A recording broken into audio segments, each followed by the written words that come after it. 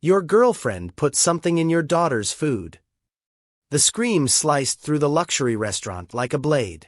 Forks froze. Wine glasses trembled. And billionaire Cole Merriman realized, in one shattering heartbeat, that the woman he loved might have just tried to kill his child. Before we begin, please like, subscribe, and tell me in the comments. Where are you watching from? United States, Canada, Malaysia, UK, Australia, Jamaica. The crystal chandeliers over the monarch table flickered like nervous hearts, catching flashes of gold and white across polished glass.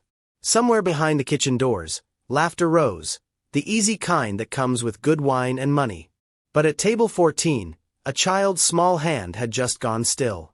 Eva! Cole Merriman's voice cut through the chatter. He leaned forward, disbelief in his eyes as his daughter's fork clattered onto the plate. Her face drained of color. She blinked once, then slumped sideways. The restaurant's murmur turned into a gasp. Someone shouted for help. A glass shattered. A woman screamed. Then a louder voice, a waitress's, cut through the chaos with words that froze everyone in place. Your girlfriend put something in your daughter's food. Every head turned. The world held its breath. And in that breath, everything Cole thought he knew about love, trust, and safety collapsed. 12 hours earlier. Snow fell lightly over Boulder Canyon, dusting the cedar decks of Cole Merriman's mountain estate. Inside, the fireplace hummed low and steady, its warmth spilling over wood floors and velvet furniture that had never truly felt lived in. Cole stood by the wide window, coffee steaming in his hand. His reflection stared back, tall, early 40s, rugged edges softened only by exhaustion. Money hadn't changed the grief in his eyes. Behind him, laughter broke the silence. Eva ran across the living room, chasing her dog, Marbles, her auburn curls bouncing. Careful, Cole warned, smiling despite himself. You'll knock over the... Too late. A vase toppled, shattering on the floor. Eva froze. Sorry, Daddy. Cole sighed, bent down, and swept her into his arms. You're lucky you're cute, he murmured, pressing a kiss to her temple. For a moment, the house felt like home again, until the doorbell rang. Lydia Quinn stood in the doorway like she'd stepped out of a magazine cover. Long black coat, hair pulled back, smile calculated to soften defenses. She held a bottle of white wine and a small box wrapped in blue paper. Morning, she said, voice light. Thought I'd surprise you both before tonight. Cole's chest tightened, a mixture of affection and unease. Lydia always surprised him. It was part of her charm, and lately, part of what scared him. Eva, she cooed, kneeling to the child's height. I brought you something. Eva hesitated, glancing at her father before taking the box. Inside was a snow globe, aspen at Christmas, tiny flakes suspended above a glass mountain. It's pretty, Eva said softly. Lydia smiled. Shake it and make a wish. Cole watched them, something tugging quietly at the back of his mind. Lydia was everything society told him he should want. Poised, generous, attentive. Yet, beneath her warmth, something always felt rehearsed. Dinner's at 7, Lydia said, standing and brushing imaginary snow from her sleeve. Don't be late. It's our first family evening in public. The word family landed like a pebble in a still pond, small but rippling. After she left, Eva looked up from the snow globe. Daddy, do I have to sit by her? Cole blinked. What do you mean? She stares when you talk to me. Like I'm in her way. He forced a laugh. Sweetheart, Lydia's just adjusting. It's not easy loving someone who already has a little person to share him with. Eva frowned. Mom never thought I was in her way.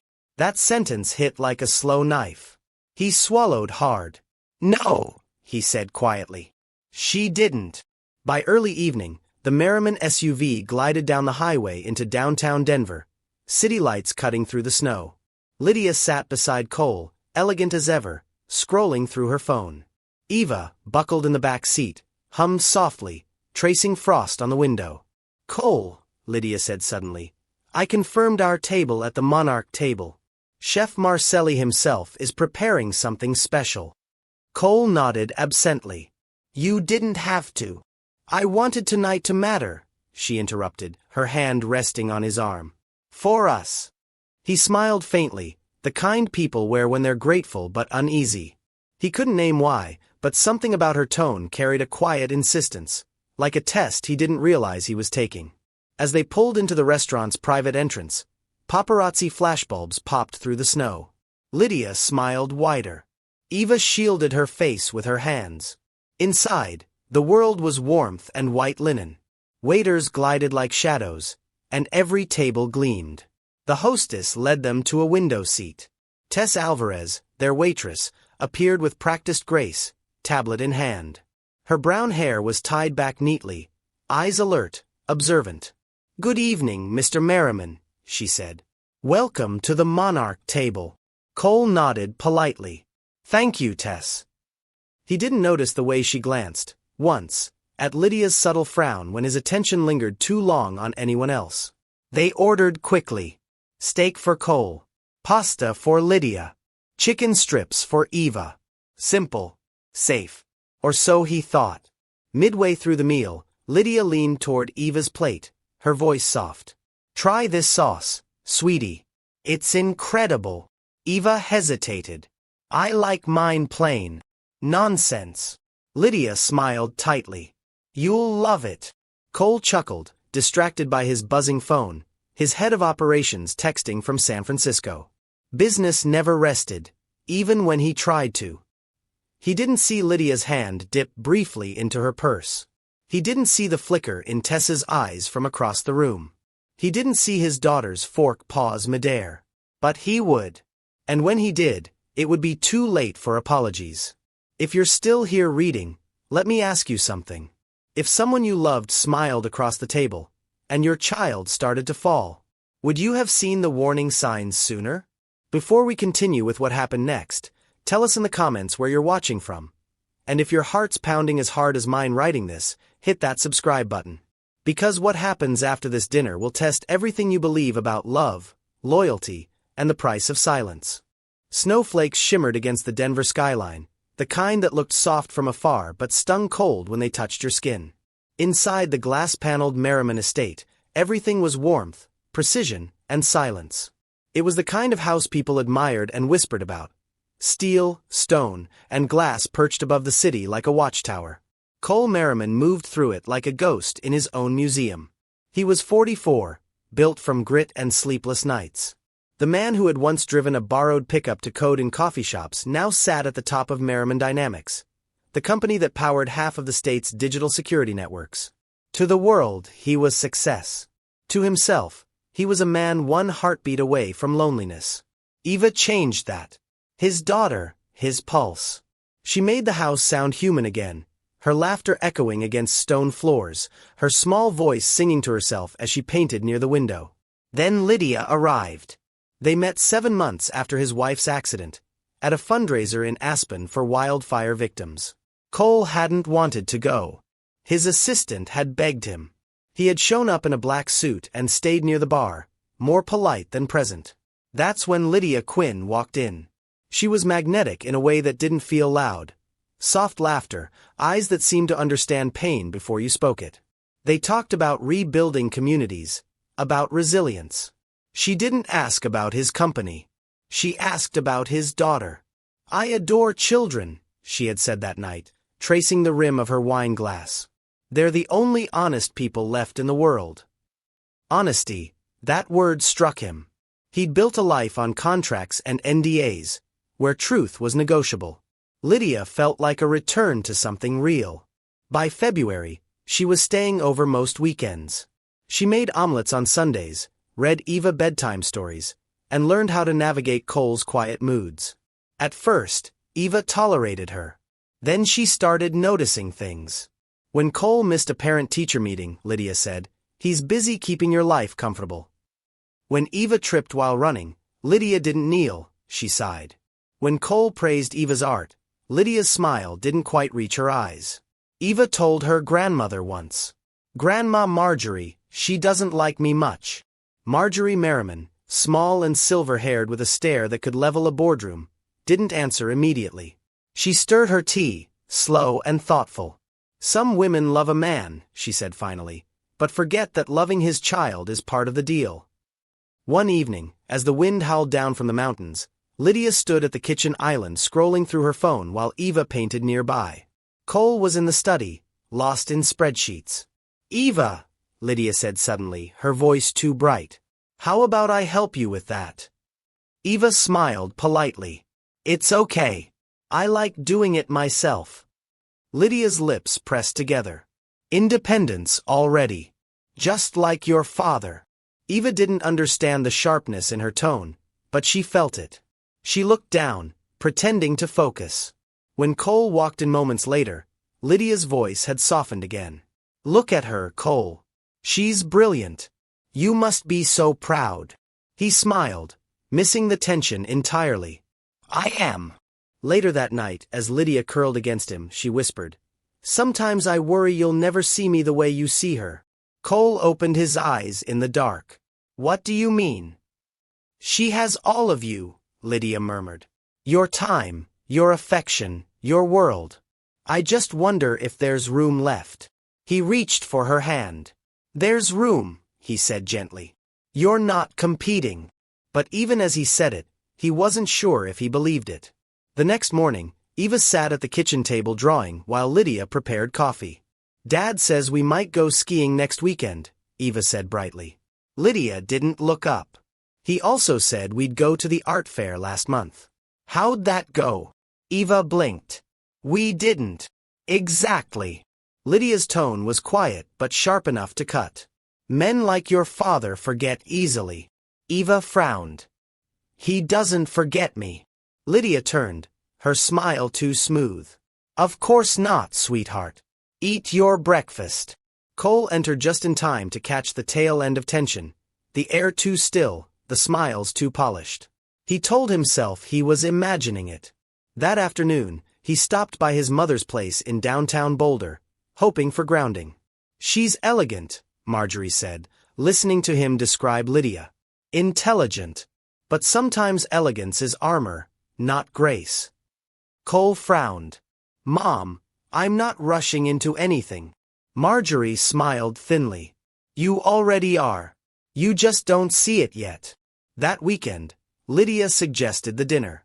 "I booked the Monarch table," she said, eyes sparkling. "Let's celebrate us.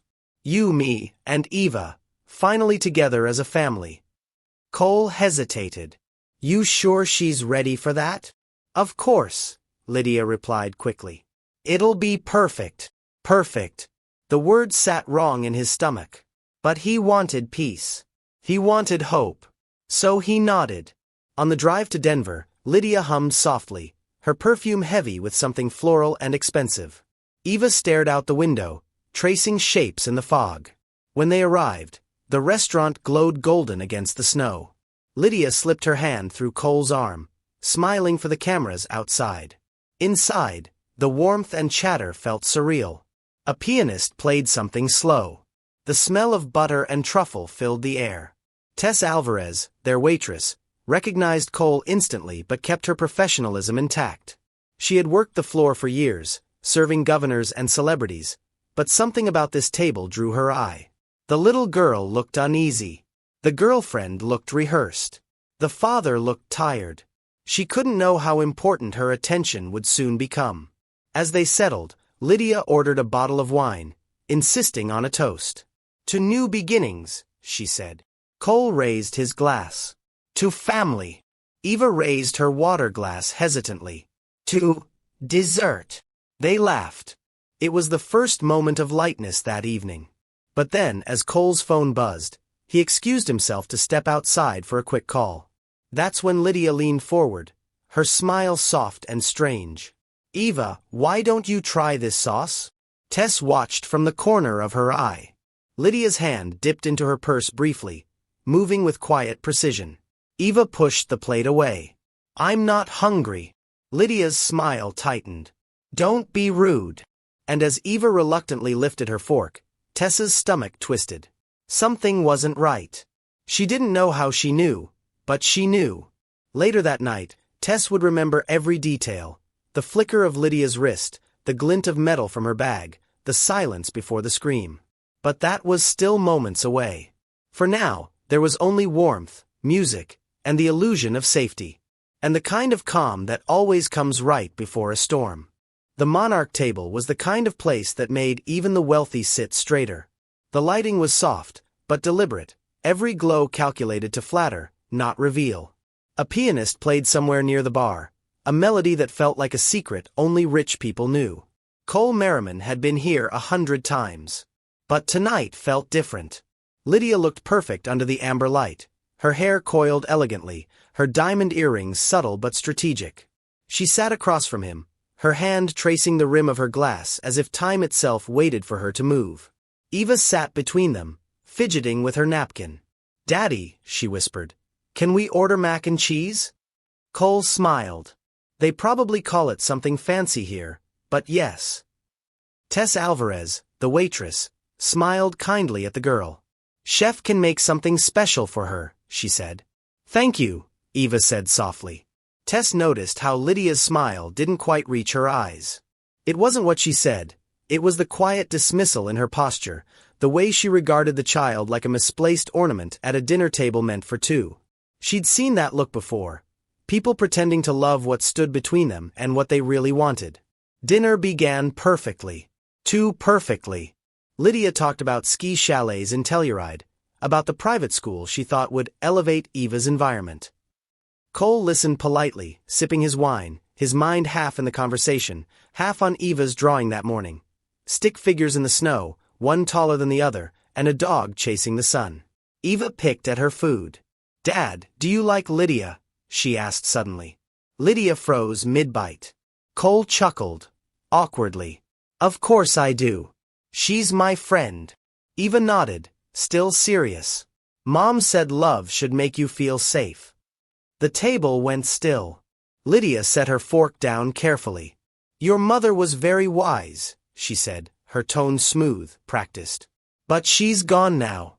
And your father deserves happiness again." Cole looked up sharply. He didn't like the way she said gone. As if death were an inconvenience, not a loss.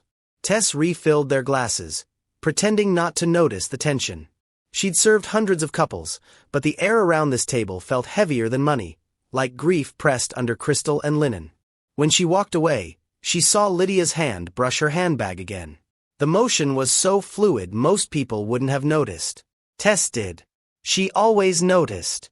Cole's phone buzzed on the table, a message from his CFO.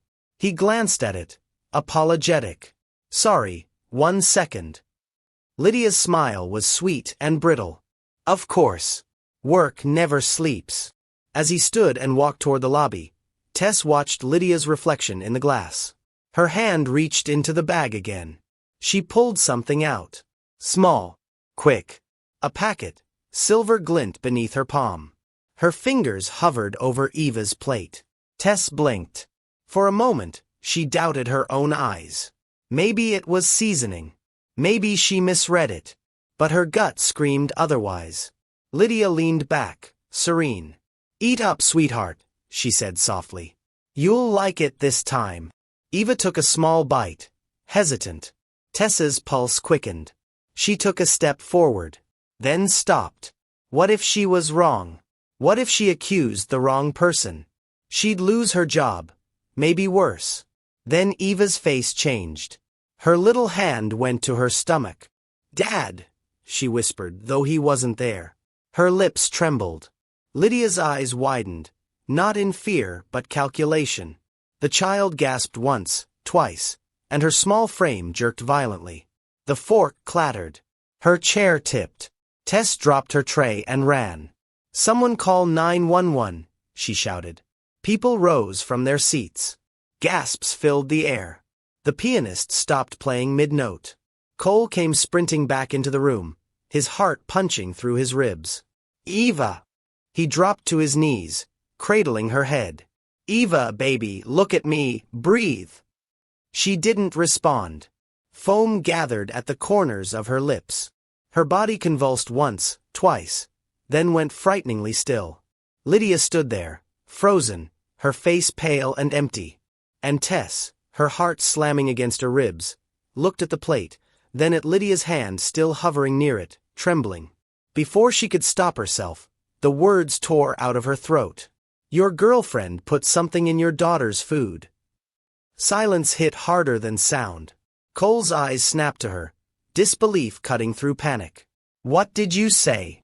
Tessa's voice broke but didn't falter. "I saw her. I swear it." She reached into her bag, then into the plate, right before your daughter ate. Lydia's mouth opened. "That's a lie," she screamed, her voice cracking. "She's insane. Why would I ever?" Cole's expression hardened. He looked at the plate. At Lydia. Then back at Eva, limp in his arms. He didn't need an answer. He saw it, the flicker of guilt, the way she couldn't hold his gaze. "Call an ambulance now," he roared. Tess grabbed her phone, trembling fingers pressing 911 as chaos unfolded around them. Diners backed away. Some filmed, others cried. The air stank of fear and metal and truth. Lydia tried to reach for him. "Cole, please." "I didn't." He jerked back. "Don't touch her." When the paramedics burst in, Cole didn't move aside until they lifted Eva into their arms. His daughter's small hand fell limp against his sleeve. He followed them out, his voice hoarse, broken, begging. "Stay with me, baby. Please stay." Tess stood rooted to the floor, shaking, her hands still raised from the scream that had changed everything. Lydia collapsed into a chair, whispering, "It's not what it looks like. It's not." But it was. And the restaurant, once a place of laughter and music, had turned into a cathedral of silence. Outside, sirens wailed through the Denver night. Cole stood beside the ambulance, his face ghost white in the flashing red and blue. Lydia stood a few feet away, surrounded by police officers, her coat pulled tight around her as if fabric could hide the truth. When one of them approached Cole for a statement, he didn't speak. He just pointed toward the restaurant. "Ask her." Inside, Tess sat on the curb, hands trembling, tears mixing with the snow. She didn't know what would come next. But she knew this: if she hadn't spoken, that child would be gone. And silence, she thought, would have made her a murderer too. If you were in Tessa's shoes tonight, would you have screamed? Would you risk your job, your safety, your name, to save a stranger's child? Don't just scroll past this story like it's fiction. Somewhere, someone's silence is costing a child their life. Before we move to the next scene, where the truth unravels and Cole's response crosses every moral line, hit that subscribe button and stay with us. Because what he does next, no one could have seen coming. The automatic doors at Denver Children's Hospital slid open and swallowed the chaos whole. The fluorescent light hit Cole Merriman's eyes like punishment. He'd stopped feeling his legs somewhere on the ride over. The sound of the stretcher wheels echoed against white tile, steady and merciless. "Severe reaction," a paramedic shouted to the ER staff. "Pulse weak, breathing shallow, possible ingestion of toxin." Cole ran beside them, his hand gripping the edge of the stretcher. "Her name's Eva. She's 8. Please." A nurse stopped him at the doors marked critical care only. "Sir, we need space to work." He froze there, half bent, his palms pressed to the glass. On the other side, they were cutting open his daughter's tiny sweatshirt, attaching wires, pushing air into her lungs. Every beep sounded wrong. Lydia's voice broke through from somewhere behind him. "Cole, I swear I didn't." He turned slowly. For the first time since he'd met her, she looked small. Her lipstick was smeared, her hair undone. A police officer stood just behind her shoulder, quiet but present. "Don't," Cole said. His voice was low, raw. "Don't say my name. Please, listen to me. That waitress hates me. She's jealous, she." "Stop." He took a step forward. "You put something in my child's food." Lydia's face twisted. "It wasn't poison." The officer's head lifted slightly. Cole's chest constricted. "Then what was it?" She didn't answer. Her silence filled the corridor like smoke. 2 hours later, Dr. Harlan Keene stepped out of the trauma room. He was mid-40s, exhausted, still holding a clipboard streaked with ink smudges. "She's stable for now," he said. "The substance caused respiratory failure. We flushed most of it. We'll know exactly what it was after the lab results come back. Cole sagged against the wall, exhaling a sound that wasn't relief, just survival. She's going to wake up? She's fighting, Keen said. Your daughter's strong. Cole nodded once, staring at the floor. Can I see her? Only for a minute. Inside, Eva looked impossibly small against the tangle of tubes. Machines whispered around her like mechanical prayers. Cole sat at her bedside, took her cold hand, and tried to steady his breathing. I'm here, he whispered. You hold on, okay? Don't let go. He stayed like that until the rhythmic beep of the heart monitor steadied, until he could almost believe she was listening. In a separate room, Detective Nora Gaines began the interview. Lydia sat at the small table, a paper cup of untouched water in front of her. Ms. Quinn, you were present when the child collapsed? Yes. Lydia's voice was hoarse. You prepared or handled any of her food? No. I mean, maybe I cut something for her. That's all. Gaines glanced at her notes. The waitress says she saw you reach into your handbag, then over the plate. Surveillance footage confirms a similar movement. Want to explain that? Lydia's fingers tightened around the cup. It was nothing. Vitamins. Vitamins. Gaines repeated. They were herbal, Lydia said quickly. For digestion. I thought it would help her eat. Did her father know you were adding them? Lydia's eyes darted toward the mirror on the wall where she knew people were watching. He's too protective. He wouldn't understand. Gaines leaned back. Protective of his daughter? Imagine that. Outside the room, Cole stood behind the observation glass with another officer. He'd been asked if he wanted to watch. He hadn't answered, but he hadn't walked away either. When Lydia said vitamins, he felt something snap quietly inside his chest. He whispered, "Play it." The officer tapped the keyboard. The restaurant footage appeared on the monitor. Lydia's manicured hand sliding into the silver purse, the glint of a packet, the subtle tilt toward the plate. No sound, just the motion, the deliberate calm of it. Cole's jaw clenched. His reflection in the glass didn't look human anymore. She thought she was fixing a child's meal, the officer said carefully, as if that might soften the image. Cole turned to him. She was fixing control. That's what she wanted. Control.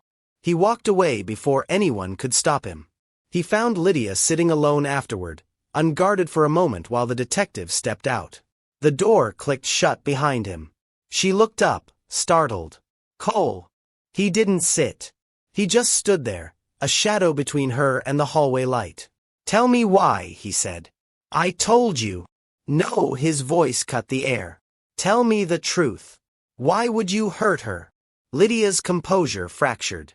You don't understand what it's like to love someone who's never really yours. She took everything, every second, every smile. I just wanted you to see me for once. You thought making her sick would fix that? I just wanted time. Lydia's voice broke. Something mild, enough to scare you. I didn't mean. Cole stepped closer until she had to tilt her head to meet his eyes. You wanted time. My daughter almost lost her heartbeat for your time. He took out his phone, tapped a contact, and handed it to the officer at the door. I'm pressing charges. No lawyers. No settlements. Full prosecution. Lydia's breath caught. Cole, please. You looked at a child and saw competition. His tone was icy, detached. I look at you now and see nothing. When he left, the officer followed quietly, closing the door behind them. Lydia collapsed forward, sobbing into her hands. The next morning, Cole sat in the hospital cafeteria staring at untouched coffee. Tess Alvarez appeared at the table, still in her restaurant uniform, hair pulled back, dark circles under her eyes. I shouldn't have come, she said softly. I just needed to know she's okay. She's alive, Cole said. Because you spoke. Tess shook her head. I almost didn't. I was scared. I thought, what if I'm wrong? You weren't, Cole said. And if you hadn't screamed, I'd be planning a funeral. Tess blinked hard, her throat tightening. People freeze in moments like that. I just didn't have time to think. He studied her for a long second. Thinking's overrated. For a flicker of a moment, he almost smiled. Later that day, Dr. Keene returned with the lab report. The substance was a concentrated herbal compound, bitter extract. In large doses, it causes cardiac and respiratory distress. Not lethal if treated quickly. So she meant to hurt her, not kill her. The doctor hesitated. Intent is for the courts. But the dosage was deliberate. Cole exhaled slowly. She called it love. He walked back to Eva's room. Sunlight leaked through the blinds, pale and honest. Eva's chest rose steadily now, each breath a fragile victory. He sat beside her, stroked her hair, and felt something unfamiliar, clarity. 4 years, he'd believed control was protection. He'd planned every part of his life, every meeting, every meal, thinking order kept chaos out. But chaos had come anyway, dressed in affection and patience. He leaned closer, whispering, "I won't miss the signs again." Eva stirred faintly, her fingers twitching around his hand. That evening, Detective Gaines informed him the case would move quickly. The footage, the lab results, Lydia's partial confession, it was airtight.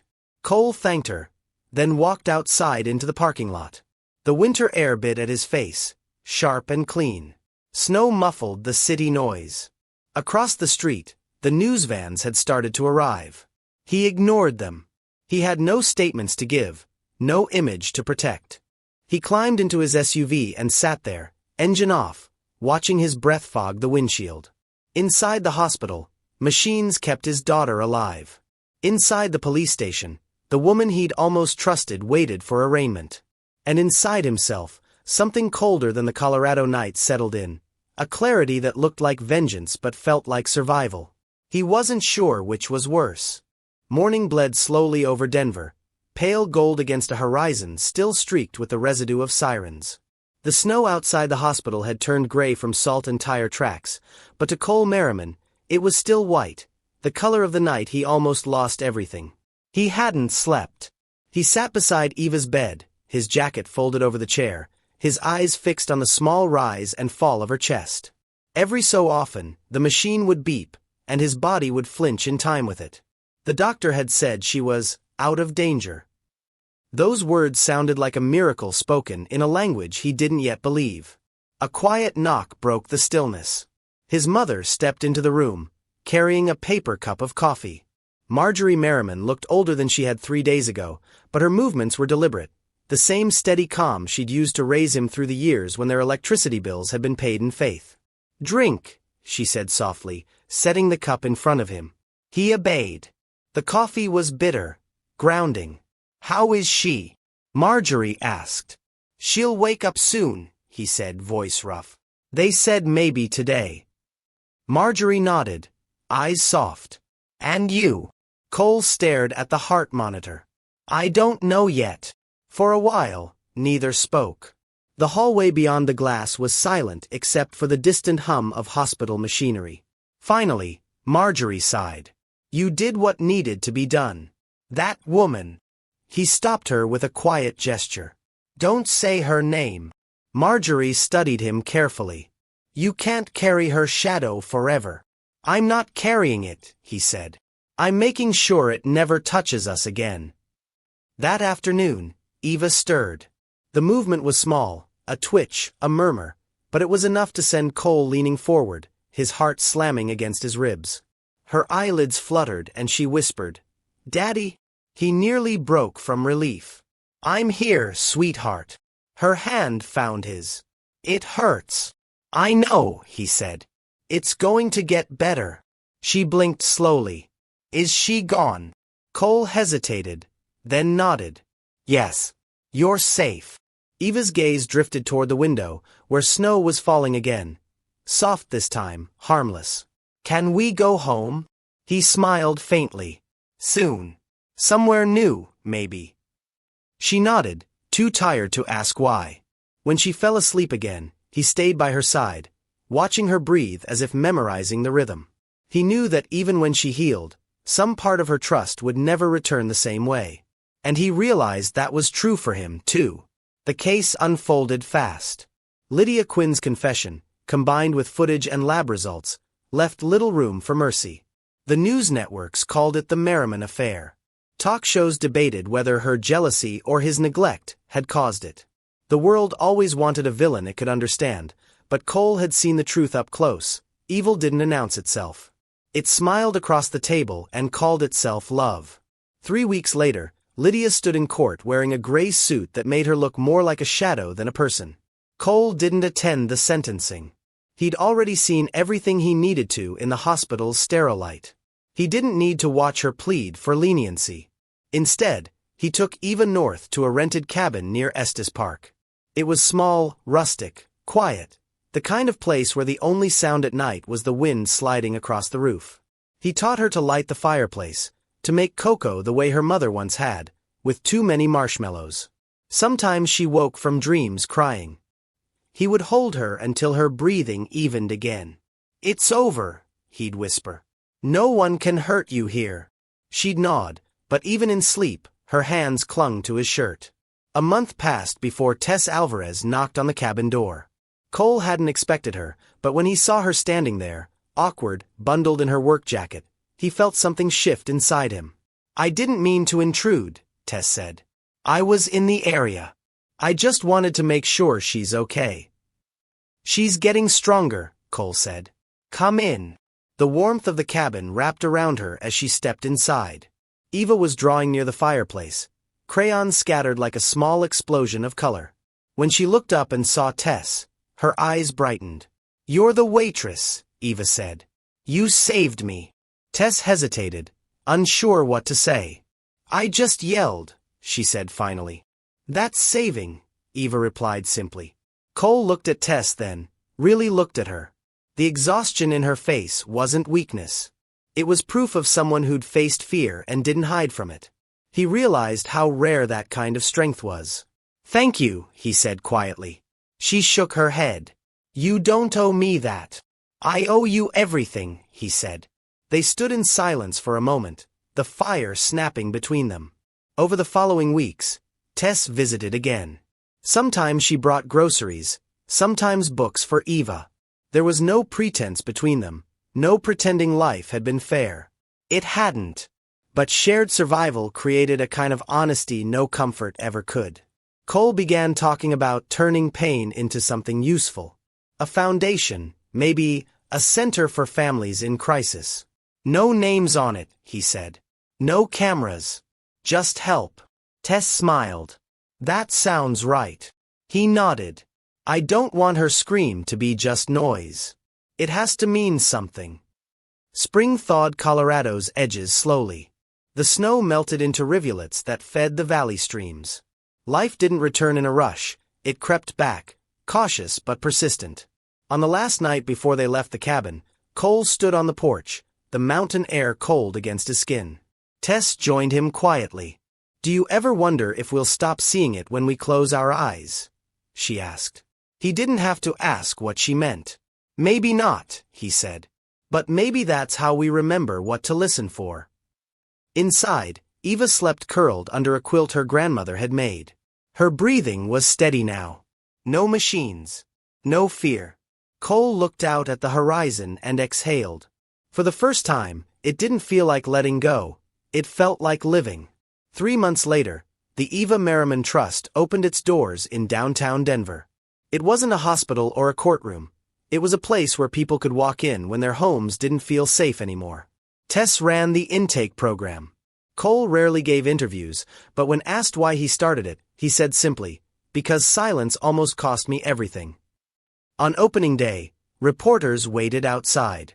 Cole ignored them and walked straight to the playroom where Eva was painting beside other kids. Her laughter filled the air like sunlight after rain. He stood in the doorway, his heart heavy and light all at once. The waitress who screamed. The child who survived. The man who finally listened. The world had moved on. He hadn't. But that was okay. Not every wound needed to close completely. Some were meant to stay open just wide enough to remind you what you'd almost lost. And in the quiet that followed, he realized something. It wasn't the scream that haunted him anymore, it was the silence that came after, and how it demanded he live differently. If you've ever brushed off your instincts, thinking, I'm probably overreacting, remember this story. Tess almost stayed quiet. Cole almost ignored the signs. Eva almost didn't wake up. If you've ever felt that twist in your gut, that whisper that something's wrong, don't silence it. Someone's safety might depend on your voice. Before you scroll, take a breath. Then tap subscribe and stay with us, because the next story might be the one that teaches you what to do when it's your turn to scream.